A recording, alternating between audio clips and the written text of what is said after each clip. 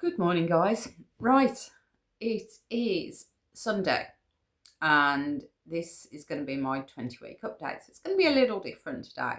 I've not put anything in from what I've done in the week. I will update you on what I have been doing, but I've got no stats, no video or anything for it. This is just going to be pretty much an overview of how I've gone for the last 20 weeks.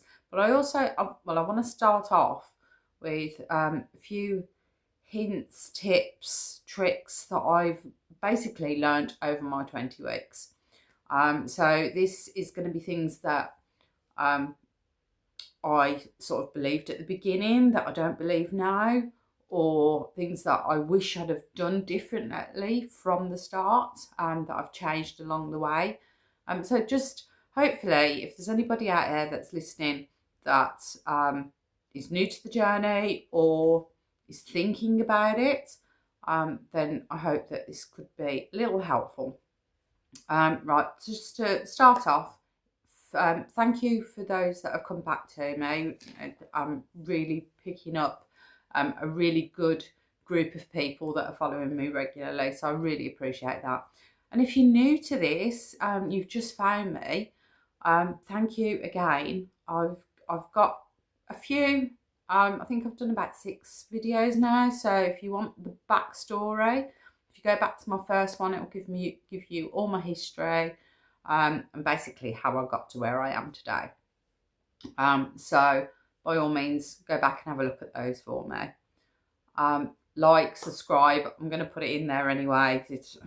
I hate doing it, but the more you like and subscribe, the more this video can get out to people that may benefit from it. Leave me a comment, even if it's just a thumbs up, just something in the comments, and it really helps the algorithm, just to push that out to other people. I'm not after monetizing my channel or anything, so from that point of view, I'm not fussed. But it's just, if it's helpful for other people, then great. Okay, so like I said, I'm going to start this one off with something slightly different from my usual. And it's just going to be a couple of things that I found useful, and hopefully maybe you will. So the first thing I'm going to suggest, go on about, whatever, is progress. Progress, photos, measurements, anything that isn't standing on the scale. My whole dieting life has been ruled by the scale.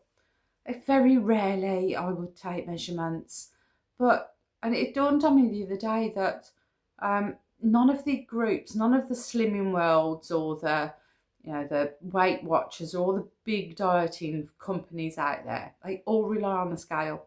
They never really, I don't recall ever going to a meeting and being encouraged to document my size. If I remember rightly, I think Slimming World did have a section in the book that you could put your measurements in. But just, and photos, I don't recall anybody ever telling me to try and take photos. So it's something that I wish I'd done at the beginning. Now, if you've seen the thumbnail, and I will pop it up here, wherever it ends up, the only picture that I could find at my heaviest was one that I had to have done for a passport photo, but it was one that we'd taken ourselves, so you crop them down a bit so that it had got a good chunk of my upper body, and as you can see, but that is literally the only photo that I have. I've just obviously avoided the camera as much as I possibly could.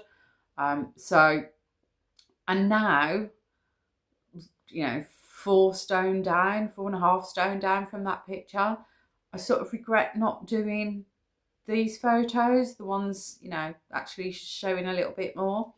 You don't have to do them, but I think having something to look back on so that you can see the difference, because I think that's the thing, you don't see it as it's happening.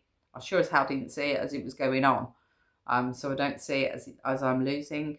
So clothes sizes, just, if you've got things, a favourite top or something that doesn't fit, or a pair of jeans that don't do up, pop them to one side and periodically try them on. It's all the non-scale victories. So if you're new to this, so if you're thinking about going on Mounjaro, or you've just started your journey and you haven't taken any progress photos, then pause this video now, go pick up your phone, go and get yourself in front of a full-length mirror if you have one, or stick your phone on video mode and video yourself. Nobody needs to see it. It's for you. Put it in a folder on your phone, lock it down so that nobody can see it. I promise you, you will be grateful that you did that in 3, 4, 6 months' time, a year down the line. You need to be able to see that progress. So that's my tip number 1. Get yourself some progress photos and take your measurements. Right, tip number 2. It's on the same line, but journal your progress. Again, something that I don't do. I'm not a journaler. I'm not the sort of person that writes things down. But what I have done, especially this time round, is I use a lot of apps. So I use MyFitnessPal to log my food. I use Shotzi, which I'm going to go on to a bit later. So I'll use Shotzi to look at my jabs when I do them and what level of GLP-1 is possibly in my system. So that helps with understanding it a little bit more. I also have like my Fitbit, which obviously tracks my workouts, my steps, and that's helpful. Now, the reason why I say to do this is side effects. Side effects hit people in so many different ways, and you will get side effects. Anybody that says they don't have any, weight loss is a side effect. So, you're going to get some side effects. But a lot of them are purely down to what you've eaten or what you've drank or what you haven't drank. And having that journal to be able to go back and say, oh, actually, I'm getting a bit of constipation today. To look back and go, I didn't drink my water for the last 2 days or so. And, that's having a knock-on effect. If you've suddenly got the sulfur burps and you can then go back over your food and say, okay, that was a little bit out of usual, maybe. And sometimes it means that it takes 2 or 3 events to put these things together. So you might have something sort of quite heavy one day, you get the sulfur burps and you don't think anything more of it, but then it happens again the next week, the same sort of time or the same day after something you've eaten. So it's just really good to be able to go back and study, look at your history and say, okay, there's a bit of a pattern here. Maybe I should avoid that particular food. It might not be a bad food. I've heard people get sulfur bursts from eating broccoli. So, everyone's different, but it's about finding your triggers so that you can either avoid them or you can plan for the event if necessary. Okay, so that's tip number 2. Write it down somewhere, whether it's on an app or if you're the sort of person that actually does journaling and likes to keep a diary, then great, do that. But try and keep it some sort of pattern. I know people are triggered by calorie counting, but that doesn't mean you can't just track what you're eating. You don't have to be tracking the absolute calorie to the death. I do, but I understand a lot of people don't and can't do that. So that's fine. Okay, third one that I'm going to go on to is, and this is going to upset some people. It's controversial, so come at me in the comments. I'm happy. It's water. I am so tired of hearing you've got to drink 2 litres, 3 litres of water every single day. It's got to be water. It's got to be plain water. You can't drink tea, coffee, Coke, whatever your poison is in that sense. Yes, you need to increase your fluids because most of us are not getting enough. But it can be really scary and overwhelming to go from somebody that, you know, hasn't prioritised water or doesn't like water. I get it. It's plain, it's boring. I happen to like it, but you know, I get it. So it's really overwhelming when somebody, you know, stands there with a 5-gallon jug chugging away. I mean, you've got to drink at this all day long. You don't. Yes, it is the ideal that you would be drinking as much plain water, around the 2 litres, depending on different people. But if you drink, you know, a couple of cups of coffee, you know, my routine is 2 to 3 coffees first thing in the morning. On average, that's about 600 to 800 mils of fluid already. You know, you put in to a cup of coffee 200, 250, maybe 300, depends on your size of your mug, but you're drinking. And yes, caffeine is a diuretic, but it's not 200, 300 mils worth of diuretic. You may pee out a small amount of that, but on the whole, you're taking on another 200 mils of fluid. You know, the net worth is fluid.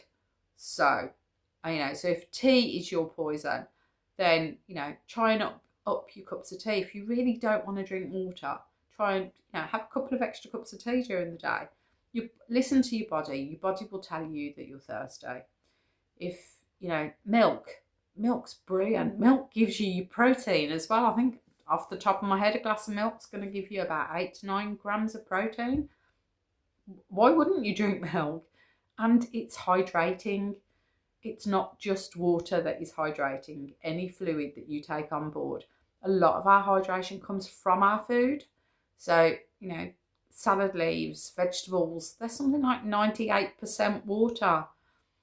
So I'm not saying don't drink water. So please do not take that from this. What I'm saying is don't obsess with having to drink just water.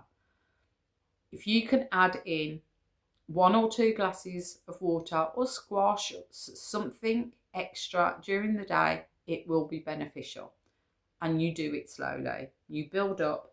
I mean, I do have a water bottle that I carry around. Well, I don't carry around because I work at this, you know, I have it at home. I have it next to me, which I just sip at during the day. You know, and I try and get a litre. That holds just about a litre. So I try and drink a litre of pure water. But throughout the day, I drink tea, I drink coffee, I may have a glass of squash, I may have an extra glass of water with a meal or something. So I'm not obsessing over it having to be absolutely pure water.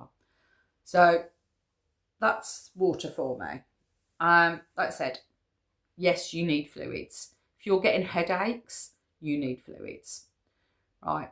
On the theme of hydration, and it sort of leads me into my next one, which is supplements. But the other thing that I hear a lot of, especially with hydration, is that you have to be taking hydration salts. You know, everybody that is promoting all the hydration, liquid IV, elements, and all these brand names that are big, we don't need it. We don't. On the whole, now, this is not medical advice. On the whole, you do not need it. Unless you are doing spin classes 3 times a week and you are sweating buckets, then maybe you would benefit from replenishing a few of those salts, you know, after a class. If you're training for a marathon and you're going out on runs, right, I'm going to stand and put my neck on the block and say, most of us are not doing that. Most of us are not exercising to an extreme that we need to replenish our hydration salts. We just don't. I personally do not believe it is necessary. Can it help on occasions? Yeah, possibly. Now, if you've unfortunately gone through about a diarrhea, for instance, and you've lost quite a lot of fluids, then the hydration salts may be of benefit because you may have lost some of those. You can overdo it. I've heard people saying that every time they have a drink of water, they stick in a hydration salt as well. You know, they're taking 2, 3, 4 of these a day. You can go the opposite way around. You know, your hydration, your salts it's a balance. You need to balance your electrolytes. You can overdo it. So you can have too much sodium, you can have too much potassium. So just be aware of that. Yes, they taste nice. They're bloody expensive. So, you know, if you're popping them in your water because you like the taste of them, find a squash that you like, because it's really not worth it. Um, I I fell into this trap right at the beginning, because when I was doing my research, I was like, hydration salts were all over the place. You know, you've got to take your electrolytes. So I did buy some. I brought the type, the little tablet ones that popped into water. And I've had them periodically. I don't have them anymore. Don't have them. Have them as a backup if I was getting a bit of headache, especially in the early days. I did take them, and I found them useful. But realistically, yes, have a packet in the cupboard. If you feel that you need them, then great. But you don't religiously need them every day. Your electrolytes are most likely fine.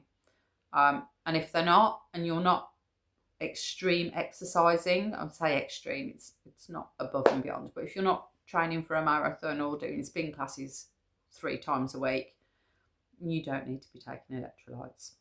So that's me off my soapbox. Hydration on its own is fine. Right, so like I said, that takes me on to supplements. And again, I think the supplements, for me, it's the hype that goes around it. And again, I was drawn into, you have to take supplements for everything. If you're on Mounjaro, you're not eating anything, you need to be supplementing your diet. You don't. You need to eat properly. You know, if you are eating a balanced diet, then you should be getting all the nutrients that you need from that balanced diet. And if you're not, you should be under a doctor. If you are deficient in something, then you need to be following doctor's orders. Nobody needs supplements unless they are deficient. So on that, I'm going to roll back on that one. I do take supplements, but what I have done is not being dragged into the hype of all the supplements. I mean, I remember watching one of the American YouTubers a couple of months ago, and she had a counter literally full of packets and packets and packets of supplements. And she was going through them going, I take this one, these gummies do this, and these gummies. I'm like, wow. It must have been hundreds of pounds worth of supplements. And she was taking like 20 a day. It was bonkers. And I'm like, she was sucked in, assumingly by the TikTok shop, because most of them, and again, it was just so much money. And don't get me wrong, you got money to throw away and you want to take supplements, by all means take supplements. But unless you were deficient, we don't need them. Yes, you can boost a little bit. I personally take a good quality multivitamin every day. So that's that, just in case I'm deficient, well, not deficient, sorry, I'm lacking in something on some days. Most of these, you'll pay out any extra anyway. Fat-soluble vitamins are a little different, so you've got to be careful with vitamin A, but they don't tend to have massive amounts in there anyway. So yeah, as a backup security blanket type thing, I do take a good quality multivitamin. And when I say a good quality one, please don't, again, get hyped into the big brands. They are so overpriced.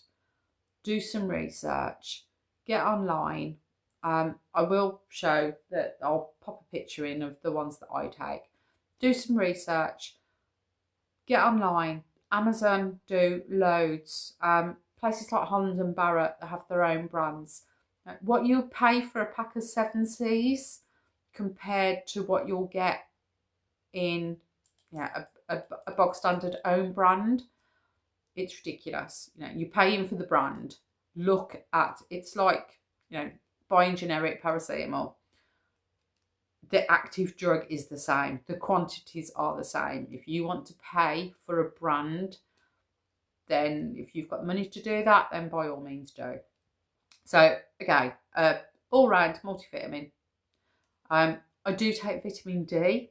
Now, I do believe that I did actually have blood work done and I was low in vitamin D. So I was actually told by the doctor to take vitamin D as a supplement.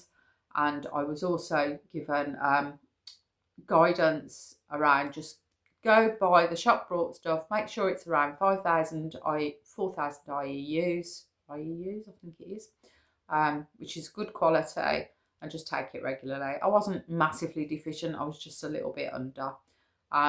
During the summer, I don't tend to take it so much. I do purposely try and get out and get myself in the sun. So I think pretty much we all need a vitamin D, but you need to be taking the right amount of vitamin D. Again, some of these capsules that you get in the supermarket and the big brands, they're really low. Do some research, work out which ones actually have a good quality or a good amount of whatever it is you're looking for. Now, I'm getting on. My joints are beginning to play up. So I do take additional joint care ones, which is, I can't remember the name of it. I'll pop it up there. Glucosamine, that's it. Glucosamine plus a couple of other bits and pieces. So I am looking at that. But again, if you look at the big brand packets and it's advertised as joint care or hair and nail care, that's the other one that gets to me. Look at the active ingredients, go and do some research, because you are paying a fortune for the brand. That's all I'm going to say on that one. Not against extra minerals and vitamins, just don't put it into the big hands of the conglomerates that don't need it. So I take some joint care, which things like cod liver oil again, and again, the same process. Cod liver oil tablets need to be quite a high strength to really be doing anything. So much more than the RDA that's on the bottle in some cases. But again, do your research. And like I said, I'm 56. I'm taking additional because of my age and things like joint care. If you want to have some sort of supplements in for the just in case, not supplements, sorry, like additional things like Senecot. So if you think you're going to get constipation, then by all means get something in that could help with that if and when you need it. Again, you should be getting enough from your diet, but especially in the early days when your diet is really restricted, maybe you're not getting your fruit and veg in where you would normally get your fibre from. I think that's most likely the one common thing that everybody will get at some point, is some form of, not necessarily full constipation, which can be really dangerous, but you may find it a little bit more difficult to go. Things are getting a little bit firmer, let's put it that way. But on the whole, plenty of water, and if you need to, some sort of additional help. The other thing when it comes to supplements, and again, I'm going to go on to my next subject, which rolls into this, will be protein. Protein for me is an absolute. I do supplements. I find it really difficult to get I aim for around 100 grams of protein, which eating 2-3 meals a day means I aim to get about 30, 35, 40 grams of protein in at every meal. So for instance, a reasonable size medium chicken breast fillet, around 100 grams, it's going to give you about 30 grams of protein. It's not always possible, especially the first few days of my job. I'll try and get in a decent breakfast. Again, usually only about 20-25 grams of protein with breakfast, with a bit of yogurt. And then I don't really feel much in the way of lunch. So I do supplement with a shake. So I have a shake powder. So again, I don't buy the ready-made ones. If that suits you, then that's fine. I buy the powder in bulk. Both myself and my son have it. So it's worth us getting a big tub, 4K tub, I think it is. But it lasts a couple of months. So I'll make a shake up. And again, I will also add a scoop of collagen to that. Again, my age, and I just think it helps with skin, but it's preference. You don't have to be taking it. But I do believe that protein is an absolute. If you're losing weight, you prioritise protein. You don't want to be losing muscle. Your body will happily let go of muscle if you're not using it. If you're not getting up, moving your body, telling your body that it needs that muscle, by lifting things up and putting them back down, so weightlifting, your body will go, okay, well, she doesn't need this bit of muscle here, so we'll pare this down instead of losing fat. Because your body wants to hold on to fat. It's its primary way of keeping you alive at a cellular level. It would rather get rid of protein than it would get of fat. Protein, get rid of muscle. So a lot of people end up losing a lot of muscle because they're not moving and they're not taking protein to help keep that level of muscle. You are going to lose muscle. There's no two ways around it. You are going to lose. I've lost a good percentage of my muscle. I know I have. So you just need to be aware of it and move as much as you possibly can. So at the beginning, you may not be that interested, but if you can just get your backside out, do some movement, and eventually, as you start to lose the weight, you'll become more and more active. And that's the route that I've taken. I could barely go out for a walk, and now I'm in the gym 3 times a week. So it's little baby steps at a time. So for me, protein is a really important one. Especially now, because I'm getting to a point when eventually when I get down to a sensible weight, I do want to start building some muscle because I need to look after my old age. I've got to think 20 years ahead. I don't want to be falling over and frail and breaking a hip. Simple as. So anyway, so that's my hints and tips on what I think I wish I'd have done differently or better, or not being sucked in by the hype in some cases. So, okay, I hope somebody finds that reasonably useful, if it's just 1 or 2 points.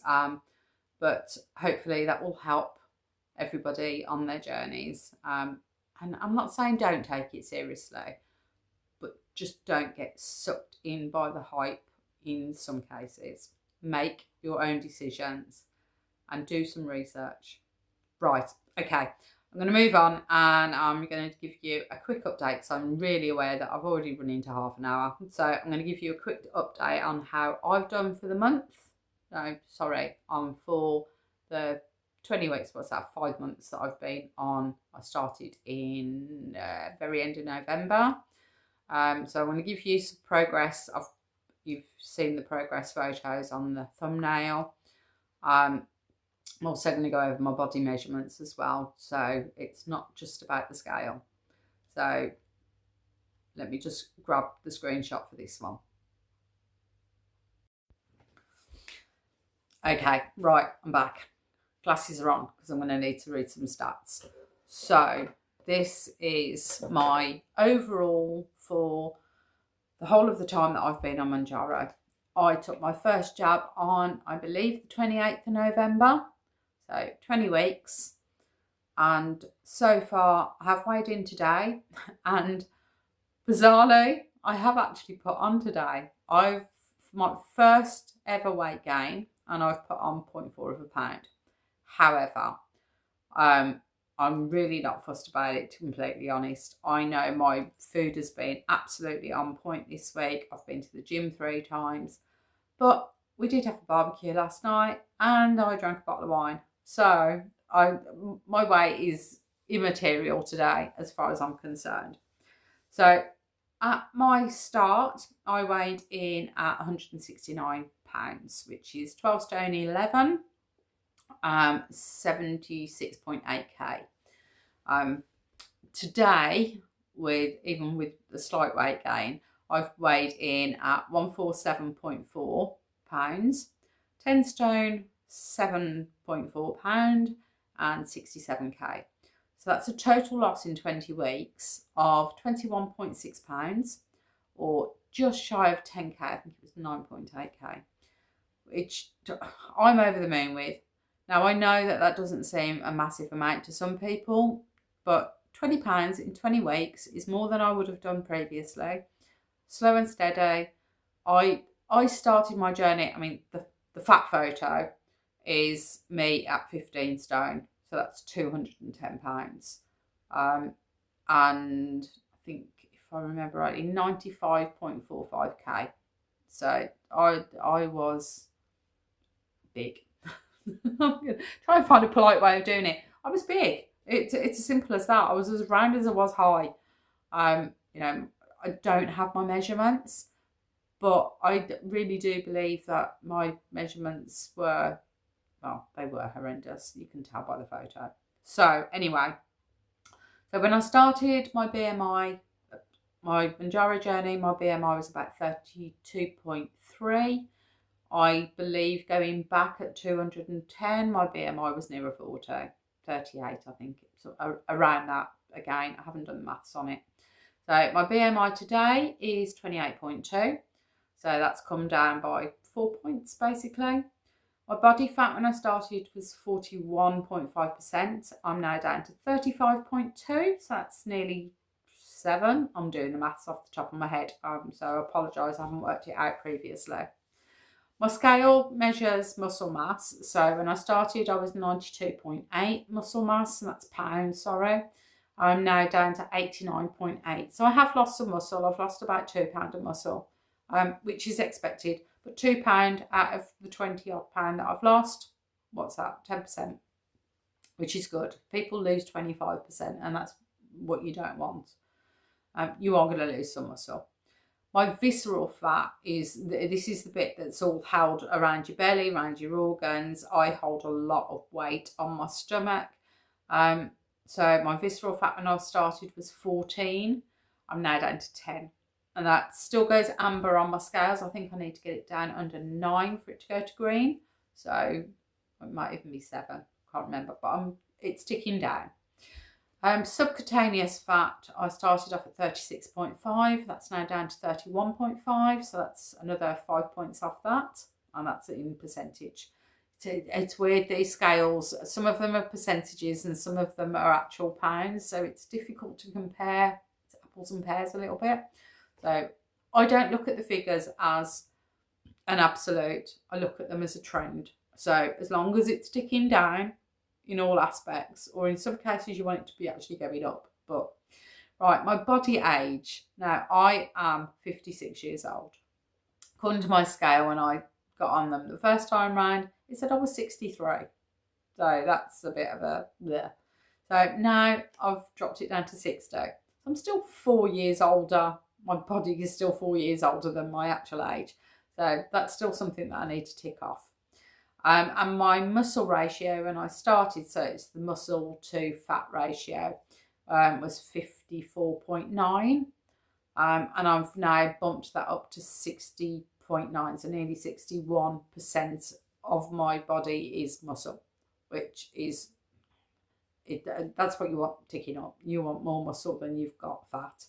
So although I've lost muscle mass in pounds, my percentage muscle to other stuff, to the rest of me, is actually ticking up.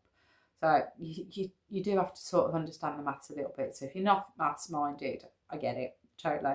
I'm a maths geek. Now, I've also took my measurements right at the very beginning. So in total, I've lost, now my bust, I'll give it in centimetres. I'm not going to put it all in inches and everything, go and convert it because it's going to take way too long. So at the start I measured 112 centimetres across the bust. I'm now 98, so that's a loss of 14. My waist, which is the biggest one for me, was 103. I'm now down to 88. 15 centimetres lost off my waist alone. And that goes for the visceral fat that goes alongside your waist. My hips, I was 116. I'm now down to 98. My thigh, each thigh was around 54. That's now down to 49, so 5 centimetres off each thigh. And my calves were around 34 and they're down to around 32 now, so about 2 centimetres. Total loss overall, just for those measurements alone, I've lost 54 centimetres. That's half a metre. That's that big. Well, it's not that big. But that's in total in 20 weeks. So the number on the scale for me may not be ticking down as fast as some people do, but for me, the size is definitely ticking down. So in total, that's 21 inches. So for me, that's just huge. So, right. What am I doing for the next, whatever? I think my next big update will be 6 months, which also coincides with my mini 8-week challenge to get me to my holiday. So that weekend, just before I go away, it will also be my 6 months. It'll be my 6th calendar month. So 26 weeks obviously is in 6 weeks time, but the calendar months is a little bit longer. So I'll be doing another sort of big update then. But I'll continue doing the weekly ones. So the other thing that I did want to touch on in fact, I might actually do a separate short for this, or even maybe just a standalone, is the half-life of the jab. I know it's completely off topic now, so I'm not going to go into it. I will do a separate video. But off the back of that, I use an app called Shotzi. I'll just pop a quick screenshot in there. And all you have to do is you put in, like a diary, like any other ones, you put in your shots, when you took it. You can record how you felt. You can record where you took it, if there was any pain. So there's lots of little ways you can journal alongside it. You can pop your weight in there as well, so it'll record your weight. But what it gives you on the front page, even on the free version, you don't have to sign up for it, although there is a paid version as well. It gives you an idea of what the half-life is of your jab and how much is in your system at any one time. I'm not going to explain the half-life now. I was going to, but I think this video is going on long enough, and anybody that doesn't like maths is just going to tune out completely. So I might do a separate one so you can choose to jump. If you're a geek like me and you like the maths, then hopefully it'll be interesting. But I will explain the whole half-life and how it works. But it's just really handy to know when you're sort of, I don't know, you're on day 6, or even randomly you get a weird day 3, then all of a sudden you start feeling hungry. If you look at the concentration of the drug in your system on that day, then you can go, oh, okay, I understand it a little bit now, because the half-lives have kicked in and you've got less in there than you think you have. Or in some cases, you've got a lot more than you think you might have. I mean, mine now goes up to, I'm on 7.5, but on my best days, it goes up to like 9.5. So it's closer to the 10 at that point. So, like I said, I'll do a standalone and explain half-life. So if you like the maths side of things, then you can tune into that one, maybe next week. So that's my update. 21.6 pounds in total lost, over 21 inches lost, and I'm just continuing in the same direction, and that's the way I want to look at it for the next however long. I don't know how long I'm going to be on this. I don't know whether I'll hit goal and I'll come off, or if I'm going to be on it for life. I don't care at the moment. At the moment, I'm still in the journey. So I'm not going to stress myself over what's coming next. It will be what will be. my main goal is to get myself fit. I want to be in the gym 3 times a week without having to struggle, without having to force myself to go. I want to be a gym bunny at 56. But, you know, that's my big target. I just want to look after myself now. I haven't touched on it in this video, but like I said, I am diabetic. So anybody that knows my background, I am diabetic. And obviously, I want to put my diabetes into remission. I don't want to be taking medication to keep my blood sugar low, or normal, not low. It's coming in the right direction. Hopefully in the next couple of weeks or so, I'll get a new blood tests done. So when I do the 6-month update, hopefully I'll be able to update on my glucose levels as well. I don't take them daily. I don't see the point realistically. I think I know my diet's good and I'm not having too much in the way of carbs. So I try and keep low carb. I think the bottle of wine yesterday may counteract that slightly. Try and keep low carb. I don't eliminate anything. I'm just very aware that because I struggle, my body struggles to process sugars. I try and keep my carbs as low as I can. But that's it. That's my update for this time. Hope it hasn't been too long and a bit waffly. There's a lot to get in, unfortunately, when you do an update. So apologies. Next week I will I'm going to try and put a bit more of what I eat in a day, but over the week. I don't know how, for some people they'll have the same breakfast every day. I wouldn't say something different, but I try and rotate 3 different breakfasts. Same with my lunches, although they do seem to be a bit samey. And again, my evening meals, they're different. So what I might try and do is maybe give you a selection of 3 of each of what I eat throughout the week.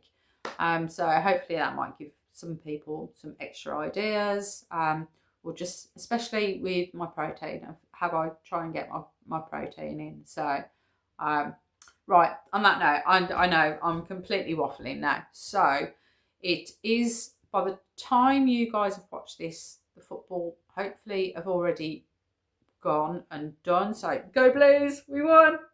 I should do a sad face as well, shouldn't I? But no, I'm not gonna. I'm optimistic.